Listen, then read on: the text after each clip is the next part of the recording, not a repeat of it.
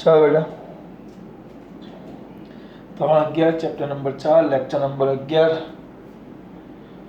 11મો lecture છે, એમાં આપણે થિયરી જોવાની છે. 11મો લેક્ચર છે, એમાં આપણે થિયરી જોશું બેટા. કઈ થિયરી જોવાની છે? સમતલમાં એવું બધું એક પરિમાણમાં હતું, એ જ આવશે બેટા. આમાં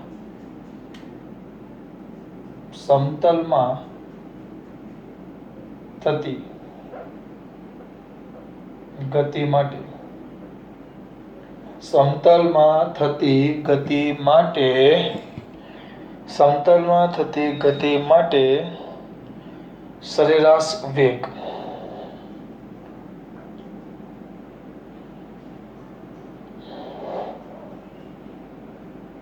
વાંધો નહીં, ચલો સરેરાશ વેગ શું કરો બેટા? સમજાવો. સમતલમાં થતી ગતિ માટે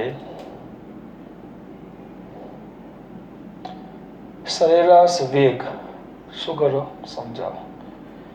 શેમાં બેટા? સમતલમાં થતી ગતિ માટે સરેરાશ વેગ ને શું કરો? સમજાવો.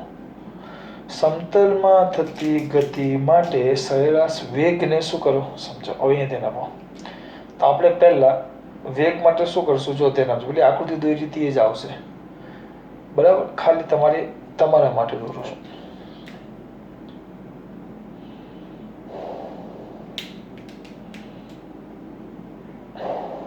એક જ મિનિટ.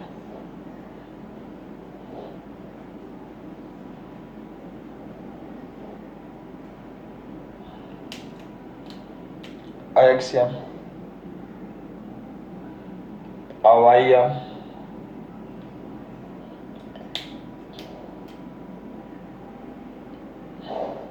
શું કરે છે વિપુલભાઈ? શું કરો છો તમે? ખબર નથી પડતી એટલે જોઉં છું. કણ આમ ચાલે, આ પદ છે. પહેલા કણ આપણે અહીંયા આગળની આંકડો દોરેલી, આ પી પર હતો એટલે આને આપણે P1 કીધેલું. પછી યાદ કરો. હવે આખામાં એ જ યાદ રાખવાનું. આ P1, આ P2 પર હતું. ઉગમ બિંદુ O ને અનુલક્ષીને આનો સ્થાન સદિશ હતો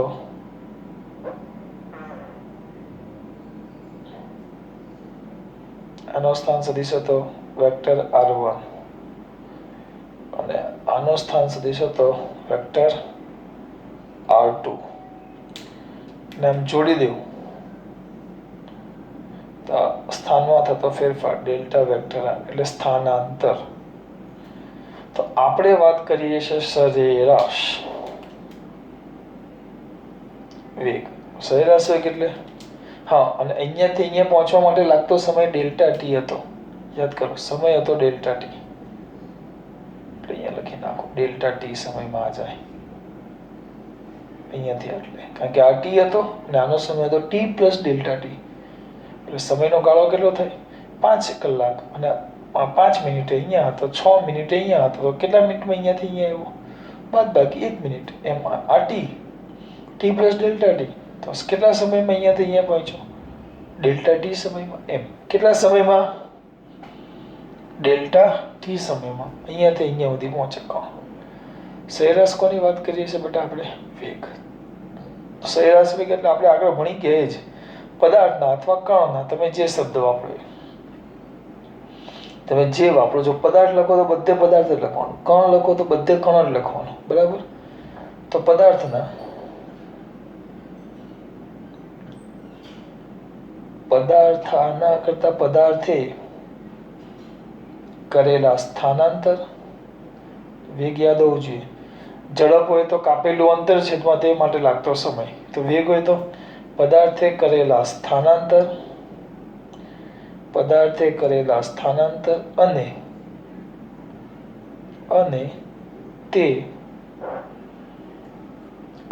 તે માટે લાગતા સમયના ગુણોત્તરને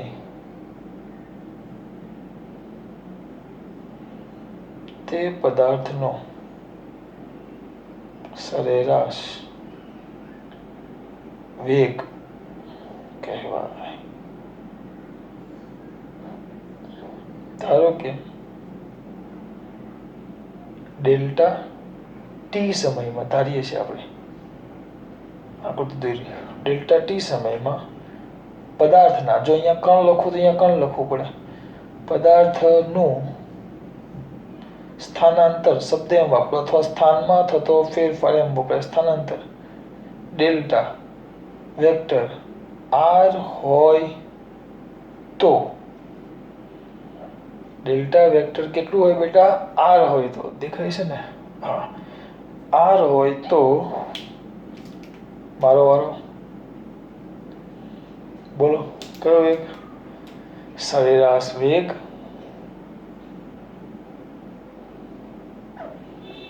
આ સરેરાશ વેગ એટલે યાદ છે, એને એવરેજ વી કહેવાય. જો આમ લખું ને આમ ખરેખર તો આ વેગ નો કહેવાય, આ ઝડપ કહેવાય. વેગમાં કમ્પલસરી આમ વી કરો તો ઉપર આમ તીર લખવું પડે, કારણ કે હવે સમતલ આવી ગયું. એક પરિમાણમાં ભણતા ને તો આને સરેરાશ વેગ પણ કહેતા અને આને સરેરાશ ઝડપ પણ કહેતા.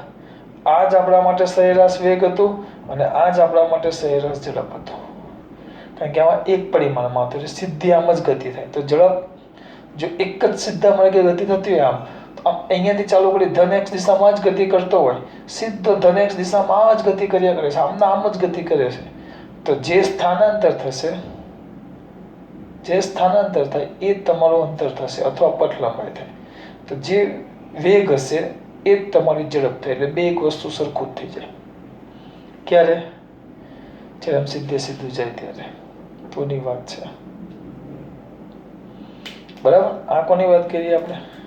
સરેરાશ વેગ અને સરેરાશ ઝડપ.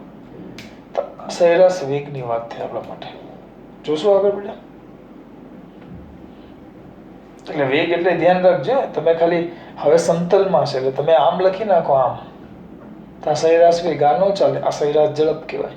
અને ઉપર સદિશ દર્શાવો તો સરેરાશ વેગ કહેવાય. તો સરેરાશ વેગ એટલે શું હતું બોલો? એ ગુજરાતીમાં એકવાર લખી નાખો.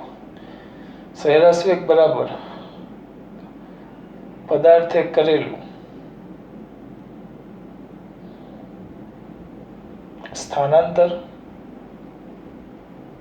છેદમાં એ માટે લાગતો સમય. એને એવરેજ વેક્ટર વી કહેશું આપણે. સરેરાશ વેગ ઇઝ ઇક્વલ ટુ કરેલું સ્થાનાંતર delta vector R by delta t. આપણે ભણી ગયા. પણ ડેલ્ટા વેક્ટર આર એટલે ભણી ગયા delta X I caret plus delta Y જે કેરેટ છેદમાં ડેલ્ટા ટી. કઈ જ નથી, આગળની કિંમત મૂકી. આગળની જે આગળના લેક્ચરમાં આપણે ભણ્યા હતા ને એની કિંમત છે delta X I caret plus delta Y. ચલો આગળ જોઈએ. હવે આને ધ્યાન આપશો તો એમ લખાય delta x by delta T બંનેના છેદમાં i caret plus delta y by delta t j caret. આ એવરેજ વી ની કિંમત યાદ રાખજો. સરેરાશ વેગ વી ની કિંમત આ યાદ રાખજો. આનો ઉપયોગ કરવાનો છે આપણે. હું આને ઇક્વેશન નંબર આપી દઉં છું, કારણ કે આ ઇક્વેશનનું આપણે કામ કરવાનું છે. ડાયરેક્ટ હું સમીકરણની કિંમત મૂકી દઉં. આને એક કહેવાશે સમીકરણ. જે આમાં આગળ જતા જાવ તો આને શું કહેવાય ખબર? આ delta x by delta t. તો આને આ શું થઈ ગયું? X by t. તો ડેલ્ટા ટી સમયમાં એક્સ યામમાં થતો ફેરફાર, ડેલ્ટા ટી સમયમાં વાય યામમાં થતો ફેરફાર, એટલે એક્સ દિશામાં સ્થાનમાં થતો ફેરફાર ને વાય દિશામાં સ્થાનમાં થતો ફેરફાર. તો એક્સ દિશામાં સ્થાનમાં થતો ફેરફાર તો એક્સ દિશામાંનો વેગ કહેવાય. વાય દિશામાં સ્થાનમાં થતો ફેરફાર પણ વાય દિશામાંનો વેગ કહેવાય. પણ સમયનો ગાળો મોટો છે તેને કહેવાશે delta v x. Delta v x પણ સરેરાશ. કેમ? સમયનો ગાળો મોટો છે. I caret plus delta v y જે કેરેટ એવરેજ વેક્ટરની. આ થઈ ગયું તમારું સમીકરણ નંબર 2. આ ધ્યાન રાખજો. આ થઈ ગયું સમીકરણ નંબર 2. બરાબર. વેગ સદિશ રાશિ છે તો વેગની દિશા, કારણ કે દિશા તો આવશે જ. તો આ વેગની દિશા કોની દિશામાં હોય? સ્થાનમાં થતા ફેરફારની દિશામાં. વેગની દિશા સ્થાનાંતરની દિશામાં હોય.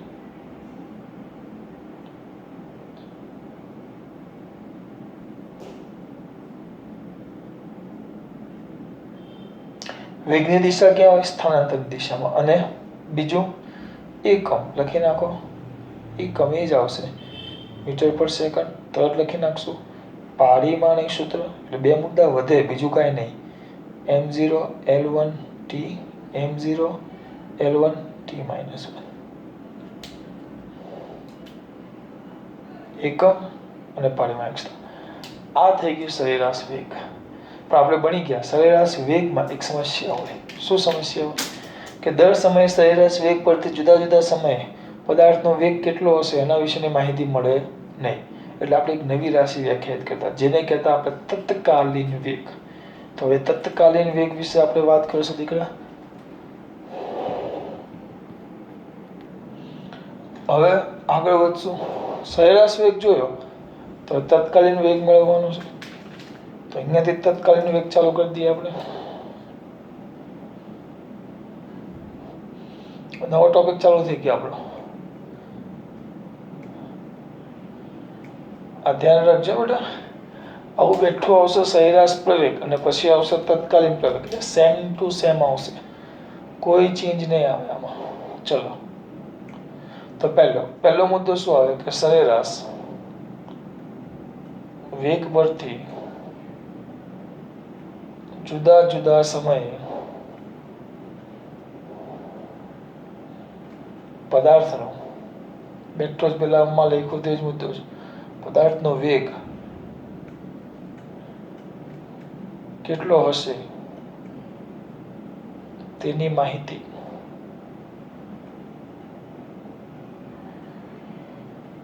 મળતી નથી. તેની માહિતી મળતી નથી. એટલે આ માટે નવી રાશિ તત્કાલીન વેગ વ્યાખ્યાયિત કરવામાં આવી. નવી રાશિ કઈ બેટા? તત્કાલીન વેગ વ્યાખ્યાયિત કરવામાં આવી. પેલામાં લોચો હતો એટલે નવી રાશિ તત્કાલીન વેગ વ્યાખ્યાયિત કરવામાં આવે. ચલો, શું કરવામાં આવે? આ જ સમય આમાં જ હવે આનો ઉપયોગ કરશું. તો જ્યારે limit delta t tends to 0, સમયનો ગાળો ટેન્સ ટુ 0, સમય બહુ જ નાનો, બહુ જ નાનો નાનો નાનો નાનો નાનો સમય, આમ મોટો ગાળો હોય, નાનો નાનો નાનો નાનો નાનો નાનો નાનો નાનો નાનો નાનો ઘટે ઘટે ઘટે ઘટે ઘટે ઘટે ઘટે ઘટે ઘટે ઘટે ટચ થાય પણ ટચ થવા દેવાનો નહીં. જરા જરા ટચ મી પણ ટચ ન થવું જોઈએ. જ્યારે limit delta t tends to 0 હોય એટલે સમયનો ગાળો ટેન્સ ટુ 0 હોય,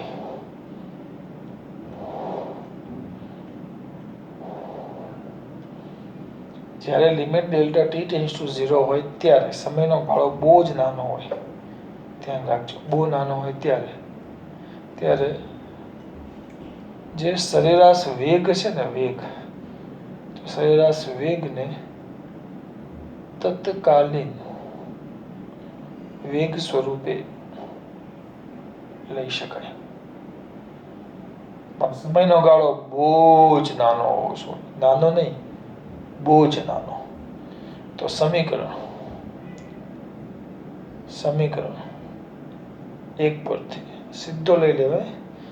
તો સરેરાશ વેગ નો આવે, પછી તત્કાલીન વેગ એટલે ખાલી v આવે. તો v is equal to limit મૂકી દેવા. આગળ લિમિટ લેવી પડે compulsory. Limit delta t tends to 0 લઈ લીધું. આ હવે આમાં કાઉન્સમાં છે delta x by delta t i caret plus delta y by delta t j caret. બરાબર. અને વ્યવસ્થિત લિમિટ મૂકો. Limit delta t tends to 0, delta t tends to 0. તો આ બાજુ આવશે delta x by delta t i caret plus limit delta t tends to 0, delta y by delta t j caret. આવ્યું? Limit મૂકી દેવું, અંદર નાખી દેવું. તો આ તો થઈ જાય dx બાય dt, કારણ કે સમય નાનો થઈ જાય, આઈ કેરેટ પ્લસ dy/dt જે કેરેટ. તો આને જો મારા દીકરા વ્યવસ્થિત લખે, વ્યવસ્થિત નહીં, બહુ જ વ્યવસ્થિત, તો અહીંયા તેના વ્યવસ્થિત લખો તો એના પરથી vector v is equal to vx I caret plus vy j caret. અને આપણે કહેશું જે સમીકરણ એવું આવ્યું જ કોઈ નંબર 3 ક્યાં જ્યાં vx બરાબર dx/dt એટલે કે વેગનો કોનો બેટા, એટલેનો મતલબ શું થશે, જે વેગ છે વેગ, એનો મતલબ એમ થશે કે આપણો જે વેગ છે x દિશામાંનો ઘટક, વેગનો x અક્ષની, કોનો બેટા, વેગનો કઈ દિશામાંનો, વેગનો કઈ દિશામાંનો, x અક્ષની દિશામાંનો ઘટક, કોનો બેટા, વેગનો કઈ દિશામાંનો, x અક્ષની દિશામાંનો ઘટક. પછી આ vy તો dy/dt બરાબર વેગનો y અક્ષની દિશામાંનો ઘટક. આ બે વસ્તુ થાય. બરાબર, આગળ જોઈએ. આવી ગયું. જો કદાચ તમને આનું મૂલ્ય કે મૂલ્ય આપણે ભણી ગયા, કોઈ પણ સદિશ આવે તો સાથે સાથે એનું મૂલ્ય પણ શોધવું પડે. સદિશ આવી ગયો ઘટકો સ્વરૂપે, તો મૂલ્ય એટલે mode of v is equal two વર્ગમૂળમાં ઘટકોના વર્ગોના સરવાળાનું વર્ગમૂળ. સમીકરણ નંબર 4 થઈ ગયું. પછી એની જો દિશા શોધવાનું કે દિશા, તો સદિશ દોરો દ્વિપરિમાણમાં છે તો આમ આવે, આમ આવે, તો આમ થશે. જો આ કોણ x, આ y, આ ખૂણો થીટા, આ વેગ v, તમે આમ દોરો આમ એ છે. તો આ vx ઘટક અને આ vy, આ vy થાય, પણ આ vy થાય એટલે સામેનો vy જ થવાનો. તો આપણે ભણી કે દિશા માટે tan theta is equal two vy છેદમાં vx, સામેની બાજુ છેદમાં કર્ણ, તો એના પરથી લખતા theta is equal two tan inverse vy/vx. એટલે આના પરથી તમે વેગની દિશા પણ શોધી શકો, આ વેગનું મૂલ્ય પણ શોધી શકો. આ એ વસ્તુ આગળ સદિશમાં જે લખતા તે જ આવે, આમાં કઈ અલગ ન આવે. પણ યાદ રાખવાનું આ ખૂણો x અક્ષ સાથે બનાવેલો ખૂણો છે. અને બે વસ્તુ ભણ્યા, કયું, સરેરાશ વેગ અને તત્કાલીન વેગ, ભૂલ ન થાય.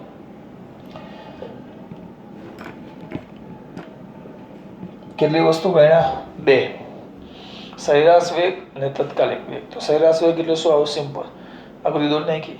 જો વેગ આવે એટલે સરેરાશ આવે એટલે પદાર્થના સ્થાનમાં થતા ફેરફાર એટલે કે સ્થાનાંતર અને તે માટે લાગતા સમયના ગુણોત્તરને શું કહેવાશે બેટા? સરેરાશ પદાર્થનો સરેરાશ વેગ. ધારો કે ડેલ્ટા ટી સમયમાં આટલો સ્થાનમાં ફેરફાર થયો, ડેલ્ટા વેક્ટર આર જેટલો ફેરફાર થાય છે. સરેરાશ વેગ એટલે કરેલું સ્થાનાંતર છેદમાં તે માટે લાગતો સમય એટલે delta vector R by delta T. અહીંયા સુધી આવી ગયા. હવે ડેલ્ટા વેક્ટર આર એટલે લેક્ચર નંબર 10 માં આપણે ભણી ગયા delta X I caret plus delta Y જે કેરેટ. તો એટલે ડેલ્ટા ટી બંનેના છેદમાં મૂકી દીધા. તો average vector v is equal to delta vx I caret plus, એટલે સોરી એવરેજ, જો આ વેગમાં થતો ફેરફાર તો, અને આ ડેલ્ટા છે એટલે અહીંયા ડેલ્ટા vx લખ્યું છે, અને આ આવે ને એટલે એને સરેરાશ કહેવાય. vx I caret plus average. પણ એક કામ કરીએ, થોડીક ભૂલ મારી, આને કાઢી નાખો. કેમ આને કાઢવાનું કહું છું? કારણ કે સરેરાશ માટે તો આપણે આ શબ્દ વાપરો છે, અને સરેરાશ આમાં આવશે. ચોપડીમાં ભૂલ છે, અહીંયા ધ્યાન આપજો. આમ લખાય કે વેગનો એક્સ દિશામાંનો સરેરાશ ઘટક, કારણ કે અહીંયા ડેલ્ટા ડેલ્ટા છે, બરાબર. અહીંયા વેગનો વાય દિશામાંનો સરેરાશ ઘટક, અહીંયા ડેલ્ટા ન આવે.